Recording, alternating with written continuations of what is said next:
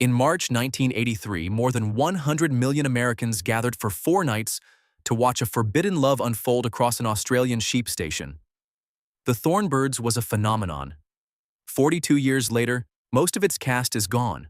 Number 1 is Richard Chamberlain.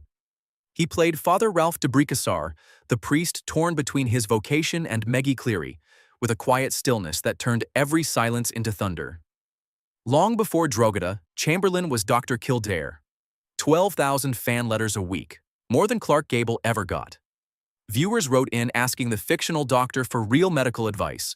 He had a hit record too. The theme from Dr. Kildare climbed to number 10 on the Billboard Hot 100 in 1962. The fame made him miserable.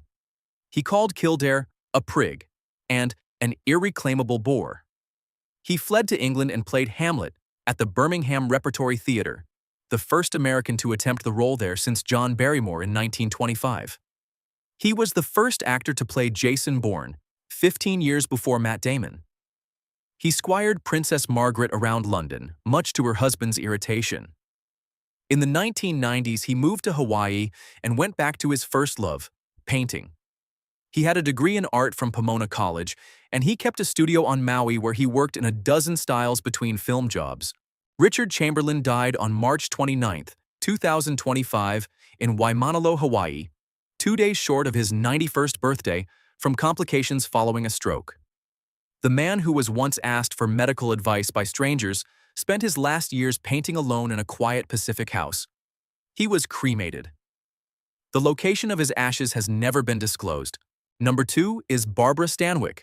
She played Mary Carson, the predatory matriarch whose desire for Father Ralph drives the entire first half of the show, and she won the Primetime Emmy for it. Here is what happened to her on that set. While filming in 1982, Stanwyck inhaled special effects smoke. She developed bronchitis afterward. It never went away. The bronchitis became chronic obstructive pulmonary disease, and the lung condition that started on the Drogheda soundstage was the underlying cause of her death 8 years later. Stanwyck had her own life of trauma long before the show. Her mother died in a streetcar accident when she was 4. Her father left for the Panama Canal 2 weeks later and never came back. She and her brother were raised in foster homes. She started smoking at 9. She quit only 4 years before her death.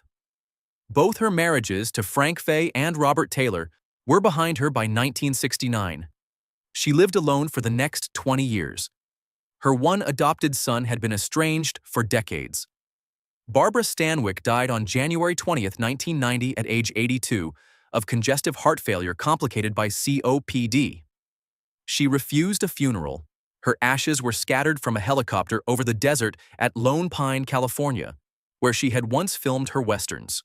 Number 3 is Christopher Plummer. He played Archbishop Vittorio, Father Ralph's mentor inside the Vatican, and earned an Emmy nomination for his trouble. Most of the world remembers him as Captain Von Trapp from The Sound of Music. He hated that movie. For 50 years, he refused to call it by name. He called it S&M. He called it The Sound of Mucus.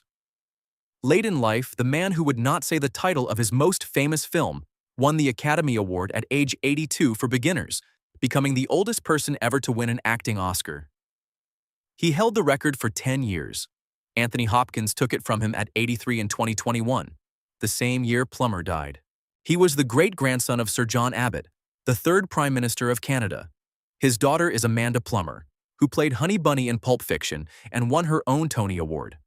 After 2 short marriages, he married English actress Elaine Taylor in 1970 and stayed with her for 51 years. She was at his side when he died. Christopher Plummer died on February 5, 2021, at his home in Weston, Connecticut, at age 91, after a fall in his own house. He was cremated. His ashes were given to his family. Quick question. Of those 3 deaths, which one shocked you the most? Drop a name in the comments. Number 4 is Jean Simmons. She played Fee Cleary, the silent matriarch carrying the secret of Frank's true paternity, and won the Primetime Emmy for it. Her father, Charles Simmons, won an Olympic bronze medal for Great Britain in artistic gymnastics at the 1912 Stockholm Games. He died when she was 16. Simmons was discovered at 14 at a London dance class. By 19, she was Ophelia opposite Laurence Olivier in Hamlet. Olivier offered her a place at the Old Vic to learn properly. The rank organization refused to release her contract. Then Howard Hughes bought her contract in the early 1950s. He tried to coerce her into a relationship. When she refused, the studio assigned her to Otto Preminger's Angel Face, where Robert Mitchum was directed to slap her, harder and harder, until Mitchum turned around and punched the director and asked if that was hard enough. She sued Hughes and won her freedom in 1952. 2 marriages followed. Stuart Granger, then director Richard Brooks. Both ended. She lived alone in Santa Monica for the last 30 years of her life with her dog, Mr. Gates, and 2 cats. Gene Simmons died on January 22, 2010, of lung cancer, 9 days short of her 81st birthday. She is buried at Highgate Cemetery in North London, not far from the city where she was born. Number 5 is Richard Kiley. He played Patrick Cleary, the patriarch who brings the family from New Zealand to Drogheda, and won both the Emmy and the Golden Globe. Most viewers had no idea who they were watching.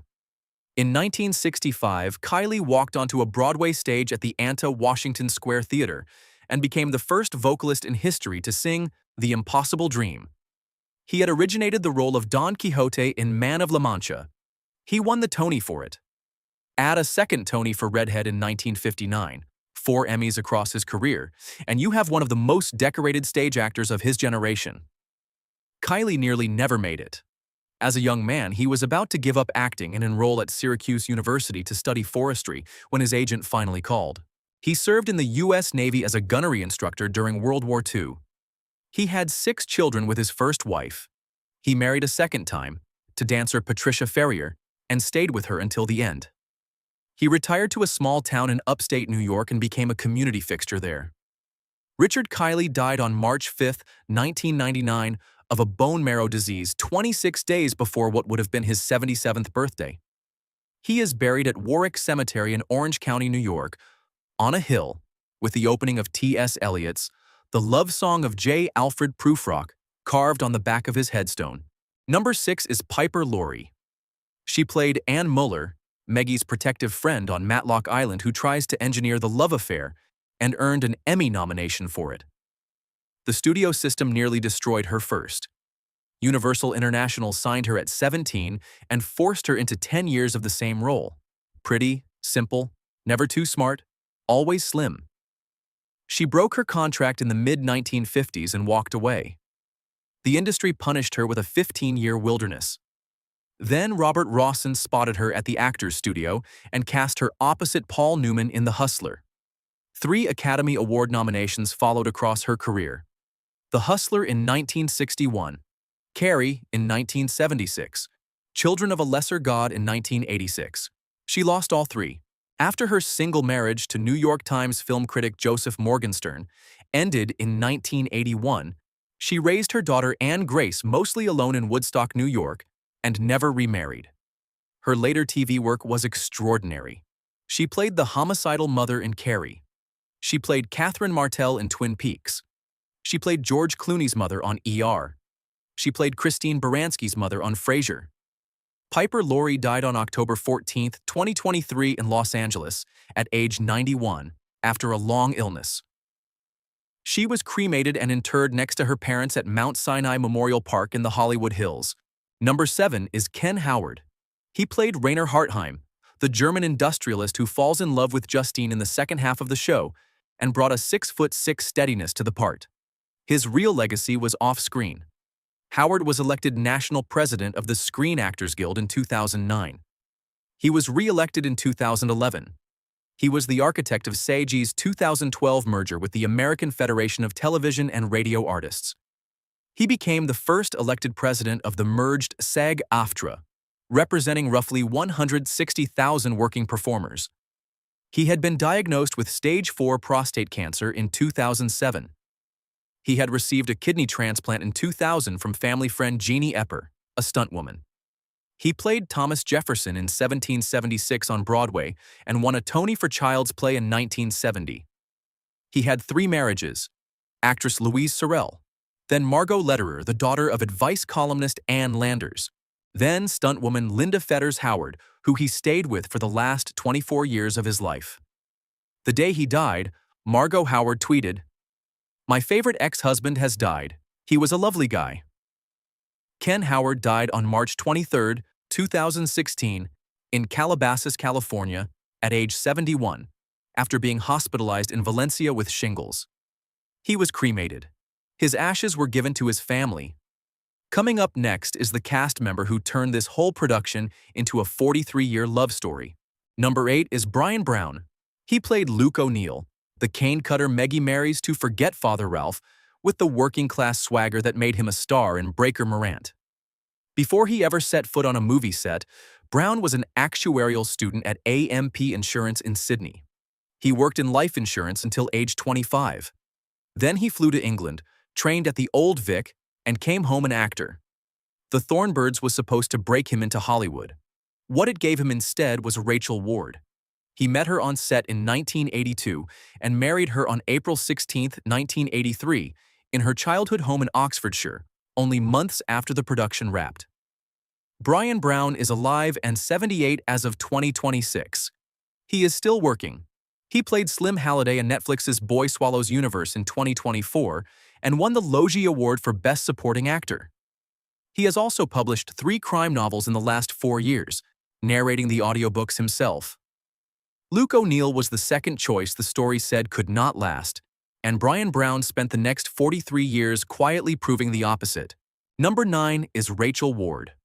She played adult Meggie Cleary herself, aging from a teenager to a 50-year-old grandmother across a 5-month shoot, and got a Golden Globe nomination for it. American audiences voted her one of the world's 10 most beautiful women that same year in 1983. The pedigree behind that face is staggering. Ward is the granddaughter of the 3rd Earl of Dudley. Her younger sister is the Duchess of Beaufort. Her maternal grandfather, Giles Baring, was a first-class English cricketer. Before her breakthrough, she briefly dated David Kennedy, the son of Robert F. Kennedy. After Thornbirds wrapped, she gave up her British citizenship, became Australian, and disappeared into a farming life she had never imagined for herself. Ward and Bryan Brown have 3 children: Rosie, Matilda, and Joe. 2 grandchildren via Matilda. She has largely stepped away from acting and now runs Rachel's Farm, a regenerative beef and chicken operation in the Nambucca Valley of New South Wales. She co-directed a documentary about it in 2023. Rachel Ward is alive and 68 as of 2026. Meggie Cleary spent her life waiting for a man who could never give her what she wanted. Rachel Ward married the man who walked off the same set she did and built the next 43 years with him. Number 10 is Mare Winningham. She played Justine O'Neill, the granddaughter who refuses the family destiny and stole every scene she had with Ken Howard. 2 years later, she joined the original Brat Pack in St. Elmo's Fire. She is the only Brat Pack member ever nominated for an Academy Award. She has won 2 Primetime Emmys. She has been Tony-nominated twice. She went to Chatsworth High School in Los Angeles with Val Kilmer and Kevin Spacey, and in their senior year she played Maria, opposite Spacey's Captain Von Trapp, in The Sound of Music. The morning of the 1996 Oscar nominations, she sent Spacey a telegram that read, "Captain Von Trapp, congratulations on your nomination. Maria." The hardest year of her life came in 2005. Her oldest son, Riley Maple, died at age 23 while studying acting in Los Angeles. After 3 marriages ended, Winningham eloped privately in late 2021 with longtime friend and former co-star Anthony Edwards. The two had played romantic leads in St. Elmo's Fire and Miracle Mile in the 1980s, and stayed friends across 35 years, and 2 failed marriages each. Mare Winningham is alive, and 66 as of 2026. Justine refused to inherit her mother's heartbreak, and Mare Winningham turned a 35-year friendship into the marriage that finally fit. If you have made it this far, hit subscribe. The next cast member died at 35, from something that came from a hospital, not the show. Number 11 is Stefan W. Burns. He played Jack Cleary, one of the Cleary brothers, with the soft, watchful presence of someone the audience never had to worry about. He was 28 during filming. What happened to Burns next had nothing to do with Thornbirds. In 1984, an accident put him in emergency surgery. He needed a blood transfusion. The U.S. blood supply was not yet being screened for HIV. He was infected through that transfusion. National screening was not standardized in this country until 1985. Burns had moved to New York straight out of high school in New Jersey. He worked day jobs to pay for night-class acting lessons. His first major role was the lead in the national tour of Greece. Then Walt Disney's Herbie Goes Bananas in 1980. Then 240 Robert. The Thornbirds was supposed to be the start of his next decade. By 1987, the disease had ended his career. Stefan W. Burns died on February 22, 1990, in Santa Barbara, California, at age 35, only 33 days after Barbara Stanwyck. Two cast members of the same production, dead within 5 weeks of each other in the same winter. One, a Hollywood legend who lived 60 years of stardom. One, a young man with 7 years of work behind him and his life ahead. He is buried at Santa Barbara Cemetery. Number 12 is Philip Anglim. He played Dane O'Neill, Meggie's secret son with Father Ralph, who grows up to become a priest in the cruelest accidental fulfillment in television history. He was 30 during filming. 4 years earlier, he had been Tony-nominated for playing Joseph Merrick in Broadway's The Elephant Man, contorting his own body without makeup. What the Thornbirds gave Anglim was the financial freedom to leave Hollywood almost entirely. He used his earnings to buy a cattle farm in Lewis County, Tennessee. He has lived there for nearly 40 years. In 1992, he founded the Lewis County Children's Fund, a charity providing medical and dental care to low-income kids in the rural community near his farm, referred through the local public health department. He shows up at the occasional Star Trek convention because of his run as Vedic Bareil on Deep Space Nine. The rest of the time, he runs the farm. Philip Anglim is alive and 74 as of 2026. Dane O'Neill devoted his life to a calling that meant leaving the room, and Philip Anglim left the Hollywood room himself, on purpose, for 40 years and counting. Number 13 is John Friedrich. He played Frank Cleary, the eldest Cleary son and Fee's secret biological child, with the coiled sensitivity that had already made him a name in The Wanderers. Frank's storyline ends abruptly when he leaves the family to join Jimmy Sharman's traveling boxing troupe. Friedrich did the same thing in real life. The Thornbirds was the peak of his career. He was 25. He had everything ahead of him. He quit. He moved to New Mexico. He married a woman named Kaya Warner in 1997. He had a child. He built a career as a financial consultant. On the DVD commentary track for The Wanderers, his earlier breakout film, director Philip Kaufman is heard pleading on the record for Friedrich to please get in touch. He never did. John Friedrich is alive and 68 as of 2026. Frank Cleary disappeared from the Cleary family the moment the story turned toward him, and John Friedrich did the same to Hollywood, and never came back. Number 14 is Sydney Penny. She played the young Meggie Cleary, the bridge between the child and Rachel Ward's adult version, and she was 11 years old. She won the 1983 Young Artist Award for it. 2 years later, at 13, Clint Eastwood cast her opposite him in Pale Rider. Her first paying job had come at age 6, a toy commercial. Long-running soap roles followed across the next 4 decades. B.J. Walker on Santa Barbara. Julia Santos on All My Children for 15 years across multiple stints. Sam Kelly on The Bold and the Beautiful. Her father, Hank Penny, was a Western swing bandleader and country comedian whose career stretched back to the 1930s. Sydney first sang publicly at age 3.5, when she walked uninvited onto her father's stage and performed an original song called My Little Pony. She published her first novel, A Place to Stay, in 2024. She lives in Wilmington, North Carolina, and serves on the advisory film board for Cape Fear Community College. Sydney Penny is alive and 54 as of 2026. Young Meggie was the first face the audience associated with the show, and Sydney Penny is the cast member who has spent 42 years quietly writing her own story. Number 15 is Barry Corbin. He played Pete, Mary Carson's stockman, the man who teaches the Cleary boys how to shear a sheep on Drogheda. The performance was an early sketch of the character he would play for the next 43 years, the wise, blunt, weathered professional. Roscoe Brown in Lonesome Dove. General Beringer in War Games. Maurice Minifield in Northern Exposure, where he earned 2 consecutive Emmy nominations. Whitey Durham in One Tree Hill. Recent work in Yellowstone, Tulsa King, and Better Call Saul. Over 200 roles. In 1991, after the first season of Northern Exposure, Corbin's agent received a phone call from a young woman named Shannon Ross, who said she was his daughter. He had not known she existed. Within minutes of his return call, he realized she was telling the truth. The result of a 1964 fling. When Corbin was Emmy-nominated for Northern Exposure in 1993, he and his newly discovered daughter rode horses to the ceremony together. Barry Corbin is alive and 85 as of 2026, living on a 15-acre ranch in East Fort Worth with his wife Jo. Pete taught the Cleary boys how to belong to a piece of land, and Barry Corbin has spent his 80s belonging to one of his own. Of the 15 actors on this list, 8 are now gone, scattered in the desert, interred in cemeteries from Hawaii to Highgate. The 2 who fell in love on the set turned 43 years married this April.